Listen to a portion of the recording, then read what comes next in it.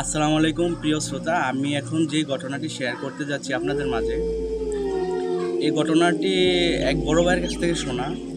আর যেখানে ঘটনাটি ঘটেছে সেই লোকেশনে আজ আমি আসছি আপনাদের সাথে শেয়ার করার জন্য। তো ঘটনাটি মূলত আপনার এই যে রাজবাড়িকে ঘিরে। আমি যে বাড়িতে আছি এখন বর্তমানে, এটা হচ্ছে একটা রাজবাড়ি। আগের দিনের প্রায় আজ থেকে 200 বছর আগে এখানে রাজারা থাকতো। তো এখানে অলৌকিকভাবে মানে একের পর এক কাহিনী ঘটার পর অনেক মানুষ এখান থেকে মারা যায়।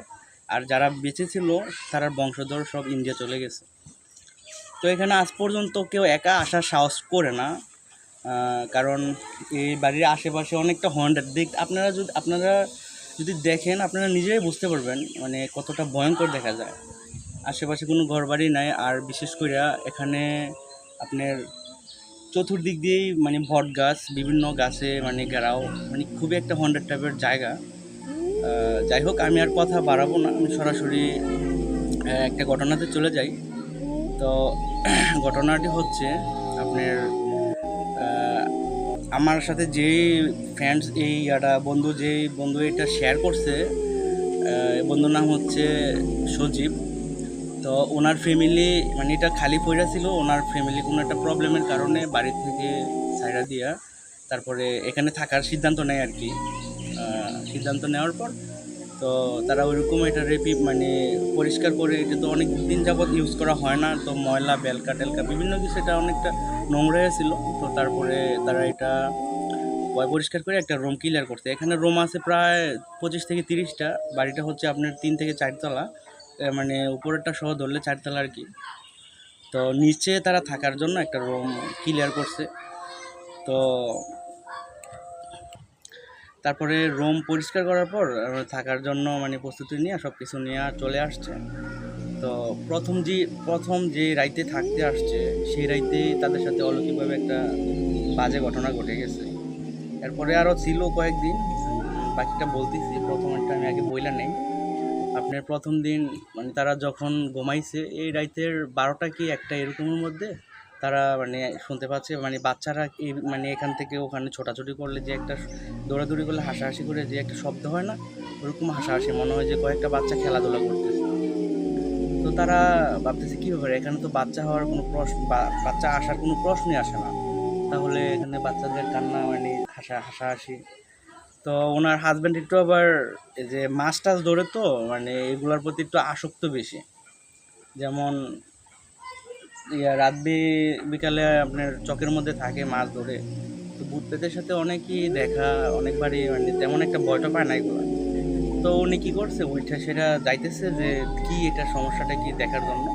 ওনার ওয়াইফ দিতেছে না, কয় না যেহেতু আমরা এই বাড়িতে আসছি, এটা তো একটু হন্টেড টাইপের, এটা খারাপ কিছু হইতেই পারে বা এরকমটা হইতে পারে, এটা স্বাভাবিক। তো তুমি বের হয়েও না, আমরা আমাদের মধ্যে থাকি, তারা তার মধ্যে থাকো। ওনার হাজব্যান্ড কইতাছে, কয় না আমি এই জিনিসটা কি আমি দেখবো। তো ওনার হাজব্যান্ড ওনার বারণের পরও উনি বের হইয়া জিনিসটা দেখার জন্য মানে চতুর্দিক দেখতেছে, পুরা রুম দেখে কোনো কিছু নাই, কোনো শব্দ নাই। তো এর কিছুক্ষণ পর আবার যখন রুমে চলে যাবো, এর মধ্যে আবার মানে উপরে দিক যাইতেছে, তখন মানে আবার হাসাহাসি শব্দ, এবার কেউ উপরতলা থেকে, দোতলা থেকে। তো উনি কী করছে, সিঁড়ি ভাইয়া উপরের দিকে আবার উঠছে, তারপর মানে দেখতেছে মানে কোথাও কোনো কিছু নাই।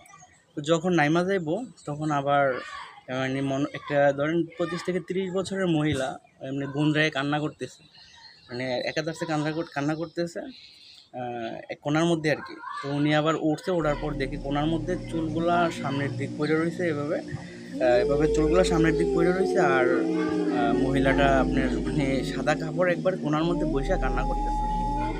তো উনি বলতেছে, কী ব্যাপার, আপনি কোথায় থেকে আসছেন এখানে। উনি প্রথম ভাবছে হয়তো বা কোনো পাগল টাগল, কারণ এরকম জায়গার মধ্যে পাগল টাগল ঘোরাঘাড়া করে, তো অনেকবারই মানে দেখছে সে। উনি ভাবছে হয়তো বা পাগল এখানে উঠছে, তো ওইটা মানে কান্নাকাটি করতেছে ভ্যান ফ্যান। তো উনি গিয়ে বলতেছে, কী ব্যাপার, আপনি এখানে কীভাবে আসছেন। ওনার কোনো উত্তর মানে কথার কোনো জবাব দেয় না। তো একটা পর্যায়ে উনি কী করছে, সামনে গিয়া মহিলার মাথার মধ্যে টাচ করছে, যে কী ব্যাপার, আপনি কথার উত্তর দিচ্ছেন না কেন। টাচ করাতে উনি এইভাবে থাকা মানে এমনি চুলগুলো ছিল না, এইভাবে খেলা হওয়ার পর চুলগুলো এমনি ছড়ে গেছে, দেখি যে এই বড় বড় চোখগুলা লাল লাল, মানে মানে দাঁতগুলো মানে অনেক খাড়া খাড়া, অনেক ভয়ঙ্কর। মানে মানে হাফ চা আলোর মধ্যে সব কিছু বোঝা যায় আর কি, যেমন স্পষ্ট না। তো উনি দেখে মানে ও মাগো কইয়া চিল্লান দিয়া লগে লগে নিচের দিক যাইতেছিল। পরে সিঁড়ি দিয়া নামার মানে যখন নামতেছিল তখন সিঁড়ি পিছলে পইরা মানে সিঁড়ি মানে ওই বলে নাই, কারোর কাছে বলে নাই, এটা আন্তাজের উপর ধরে নেওয়া হয়েছে, কারণ এরপরও সে অসুস্থ হয়ে মারা গেছে আর কি। তো আমি রানিং ঘটনাতে চলে যাই যেভাবে। তো সিঁড়িতে পড়ার পর তারপরে উনি মানে মানে খুব বাজেভাবে অবস্থা হয়ে গেছে আর কি, রক্ত মক্ত মাথা ফাইটটা। তো পরে ওনার ওয়াইফে অনেকক্ষণ হয়ে গেছে আসে না দেখে, আর চিল্লান তেমন, এটা তো উপরে না, চিল্লান তেমন বেশি শুনতে পাই নাই। তো অনেকক্ষণ হয়েছে আসে না দেখে, পরে একটা পর্যায়ে ওনার ওয়াইফে এই যে হারিকেন ছিল, হারিকেন নিয়ে বের হয়েছে, বের হইয়া পরে দেখে সিঁড়ির মাথার মধ্যে আপনার যেখানে পড়ছে গোড়ার মধ্যে তামান রক্তে একবারে মানে পুরো শরীর মাখামাখি, আর এগুলার মধ্যে গালের মধ্যে আঁচড়ের দাগ, মানে পুরো শরীরে টুকটাক আঁচড়ের দাগ। তো একটা পর্যায়ে উনি এইসব দেখে মানে তো চিল্লে, কারণ আর ওই যেই জায়গার মধ্যে আছে ওই যতই চিল্লে করুক মানে মানুষ যে শুনবে ওইরকম কোনো লোকেশনও নাই এটা, কারণ বললাম প্রথমেই তো বললাম যে এখানে রাজবাড়ি, আশেপাশে কোনো ঘর বাড়ি নাই। উনি তো কান্নাকাটি করতেছে, মানে কারো ওনার ডাকে সাড়া দিতেছে না, কারণ কীভাবে দিব, শুনলে তো দিব না। উনি একটা পর্যায়ে ওকে হ্যাঁচড়াইয়া ম্যাচড়াইয়া মানে কোনো মতে বাইর কইরা কান্দের মধ্যে লইয়া মানে কোনোভাবে মানে একটা বাড়ির কাছে নিচে নিয়ে চিল্লাইয়া ওদেরকে ঘর থেকে বের করছে, বের করে ওরা ওই অবস্থা দেখে সবাই কান্নাকাটি করে হসপিটালে লয়ে গেছে। হসপিটালে নেওয়ার পর ওনাকে মানে টুকটাক ট্রিটমেন্ট করছে, করার পর রক্ত টক্ত এগুলো বন্ধ হয়েছে। বাট উনি আর কথা বলতে পারি নাই তো, এমনি অনেক দিন যাবৎ অসুস্থ। আর রাত্রে হলে মানে খিঁচুনি দিয়া মানে ৩-৪ জনে মনে হয় ধরে রাখতে পারবো না, একটা পর্যায়ে ওনাকে শিকল দিয়ে বাইন্ধা রাখা হয়েছে। মানে ওনার সাথে যে খারাপ কিছু আসর ছিল এটা স্পষ্ট বোঝা গেছে তখন। শিকল দিয়ে বাইন্ধা রাখার পরে তো একটা পর্যায়ে হুজুরের কাছে নিয়ে গেছে, মানে অনেক ছোটাছুটি করে, তো হুজুরের কাছে নিয়ে গেছে, নিয়ে যাওয়ার পর হুজুরে বলতেছে কয় তোমাদের ওই বাড়িতে যাওয়া ঠিক হয় নাই। তো কারণ ওই বাড়িটা অনেক দিন যাবৎ পরিত্যক্ত হয়ে পড়ে আছে, আর যে কোনো জায়গাতে যদি মানুষ বসবাস না করে, এখানে অন্য জগতের মানুষ অন্য জগতের বসবাস করবে, সিম্পল। তো তোমরা যাই না শুনে অন্য কোথাও যাইতে পারতা, ওখানে কেন গেছো? তো হুজুরে মানে মহিলা বলতেছে হুজুর আমি তো বুঝতে পারি নাই, আমরা এভাবে বাড়িতে প্রবলেম হয়েছে, হওয়াতে আমরা এখানে চলে গেছি, ভাবছিলাম যে ওখানে যদি থাকি ওরকম কোনো প্রবলেম হবে না, যেহেতু ভাড়া টাড়া দিতে হবে না, এমনি আর্থিক অবস্থার দিক দিয়ে অনেকটা দুর্বল, টাকা পয়সা নাই। তো ওরকম চিন্তা ভাবনা করে মূলত আমরা ওখানে গেছিলাম। তো একটা পর্যায়ে হুজুরে অনেকটা চেষ্টা করছে, এমনি 3 থেকে 4 দিন যাবৎ ওনাদের বাড়িতে এসে ঝাড়ফুঁক করাই গেছে। তো ওনাকে আর বাঁচাইতে পারে নাই। উনি একদিন হঠাৎ করে রাইতে মানে কীভাবে বের হয়েছে ওনার ওয়াইফও জানে না, দরজা যেভাবে লক করা এভাবেই ছিল, ওনাকে তো পাশে শিকল দিয়ে বাইন্ধা রাখতো, এই যে জানালার যে গ্রিলগুলা, এই গ্রিলের সাথে শিকল দিয়ে বাইন্ধা রাখতো, আর উনি পাশে শুইতো আর কি। তো একদিন রাইতে উঠা দেখে 2টা কি 3টা মানে ওনার হাজব্যান্ড নাই, মানে শিকল সহ মানে যেভাবে আছে আটকানো আছে, যে লক করা দরজা এইভাবে মানে সব কিছু ভিতর থেকে ঠিক আছে, এটা আছে যে বাইর হয়ে গেছে, লক খুলে গেছে, এটা বোঝা যায় সিম্পল। কিন্তু লক যেমনটা এমনই, কিন্তু উনি নাই। তো উনি তো আবার মানে এই অবস্থা দেখে অনেকটা ভয়ভীতি মানে চলে গেছে যে কীভাবে, উনি তো মানে মানুষ গায়েব হওয়ার কোনো প্রশ্নই আসে না। তো একটা পর্যায়ে পরে উনি এদিকে তাকাইয়া বাধ্য হইয়া দোতলার মধ্যে আসছে, আসার পর দোতলার সিঁড়ির মধ্যে অনেকগুলো রক্ত মানে ফোটা আর কেমনি, ধরেন একটা মানুষ যদি হাত কেটে যায়, এটা যদি লোকে বান না দেয় টিপটিপে পড়তে থাকে না, তো যতদূর যাইব ততদূর এটা চিহ্ন থাকবে। তো এভাবে দেখে উপরের দিকে এমনি এমনি রক্ত টেপে মানে উপরের দিকে গিয়ে রয়েছে। তো উপরে দিয়ে একবারে ছাদের উপর গেছে, মানে রক্ত ফলো করে গিয়ে দেখে যে ছাদের মধ্যে তো ওখানে চতুর্দিক দিয়ে বট গাছ, এই যে বিল্ডিংয়ের উপরে বট গাছ হয়ে রয়েছে। তো দেখে যে আপনার চোখগুলা উপড়ানো, তারপরে জিভটা টান দিয়ে অনেকখানি বের করে রাখছে, তারপরে বুক থেকে যে মানে এমনি ফাইরা কলিজাগুলো এগুলো নেই। উনি তো এই অবস্থা দেখে লোকের সাথে সাথে সেন্সলেস হয়ে গেছে। তো উনি তো চিৎকার দিয়ে সেন্সলেস হয়েছে, বাট এখানে তো শোনার মতো কেউ নাই। তো একটা পর্যায়ে যখন অনেকক্ষণ যাওয়ার পরে উনি আবার সেন্স ফিরা পাইছে নিজেরটা নিজে, পাওয়ার পরে কোনো মতে উনি হ্যাঁচড়ায় উনি মানে ওনার আশেপাশে যে বাড়িগুলো আছে না, দূরে অনেকটা দূর, ওদের বাড়িতে গিয়ে কান্নাকাটি কইরা তারপরে লোকটুক নিয়ে আসে। এই অবস্থা থেকে যে আসে কেউ তো সামনে আসতেছে না, কারণ এতটা ভয়ঙ্কর হয়ে গেছে চেহারা, মানে যে কেউ সাধারণ মানুষ যদি দেখে মানে মানে ভয়ে আটকে উঠবে, মানে এতটা ভয়ানক হয়ে গেছে চেহারাটা, মানে বিশ্রীভাবে মারা হয়েছে।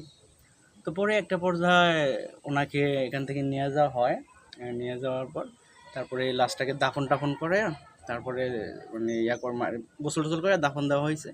হওয়ার পর যেখানে দাফন দিয়েছে এখান থেকে আবার আরও ঘটনা শুরু হয়েছে। ওনার যে পারিবারিক কবরস্থান ওখানে দাফন দেওয়া হয়েছে, ওখানে সচরাচর মানুষ আসা যাওয়া করে, রাস্তার সাইডে কবরস্থান। বাট এর আগে কোনো প্রবলেম এরকম কোনো কিছু দেখে নাই মানুষ। কিন্তু এই দাফন দেওয়ার পর থেকে মানুষ এখান দিয়ে আসা যাওয়া করে, আসা যাওয়ার করার সময় দেখে যে উনি মানে সাদা কাপড়ে পরা, মুখটা শুধু খোলা, দাঁড়াই আছে সামনে। মানে ধরেন একটা মানুষ যদি রাস্তা দিয়ে হাইটা যায় তো এক সাইডে দাঁড়াইয়া এমনি তাকায় থাকে যে এভাবে, তো হঠাৎ করে হাঁটতেছেন তো কোনো দেখা যাবে না, তো সামনে দিয়ে হঠাৎ করে বাইরে ওঠে আর কি। তো এইভাবে কয়েকজনে দেখা অনেকটা ভয় পেয়ে গেছে। তো একটা পর্যায়ে বাধ্য হইয়া গ্রামবাসী হুজুরের কাছে গিয়া ওই বিষয়টা জানতে চাইছে। তো জানতে চাওয়ার পর হুজুর তারপরে বলল যে মানে তোমরা যে ওনাকে যে জিন মারা হয়েছে, এটা ছিল মানে অনেক আগের, পুরাতন, অনেক বছর আগের, প্রায় 2,000 থেকে 2,500 বছর আগের জিন, সুলাইমান আলাইসাল্লামের কালের সময়। তো ওনাকে এই বাড়িতে বন্দি করা হয়েছিল। মানে ওনাকে এই যে বললাম না রাজবাড়ির অনেক ঘটনা আছে, অনেক মানুষ মারা গেছে। তো এটা অনেক বড় লং টাইমের ঘটনা, এটা আমি আরেকবার শেয়ার করব যদি আপনারা আমাকে সাড়া দেন। তো ওইকালীনে মানে তান্ত্রিক আইসা এই জিনটাকে এই বাড়িতে বন্দি করা হয়েছিল। যে কয়েকজন বেঁচে ছিল ওরা তো চলে গেছে বাড়ি থেকে ইন্ডিয়াতে। তো ওইটা মানে এখান থেকে বের হইতে পারে না, মূলত তার আগে ওখানে থাকার পরে ওইটা সুযোগ পেয়ে গেছে। সুযোগ পাওয়ার পর ওকে যখন আসর করা হয়েছে, যখন এই বন্দির একটা এরিয়া থাকে, সীমানা থাকে, এই সীমানা যখন বের হইয়া মানে অন্য জায়গায়, মানে ধরেন আপনি যে এই বিল্ডিংটা, এই যে বিল্ডিংটা, এটাই তো এই বিল্ডিংটা যে সীমানাটা যখন বের হইয়া মানে যে একটা এরিয়া আছে এটা চলে গেছে, তখন ওর যে বন্দির একটা ছিল এটা কাটে গেছে, তখন মুক্তি পেয়ে গেছে। মুক্তি পাওয়ার পর অনেক দিন যাবৎ বন্দি ছিল, ক্ষুধার্ত ছিল। তো একটা পর্যায়ে মানে অনেকটা হিংস্র হয়ে গেছে, তো ওনাকে প্রথম করছে আর কি, এটা করছে। তো আরও অন্যজনকে করতে পারে।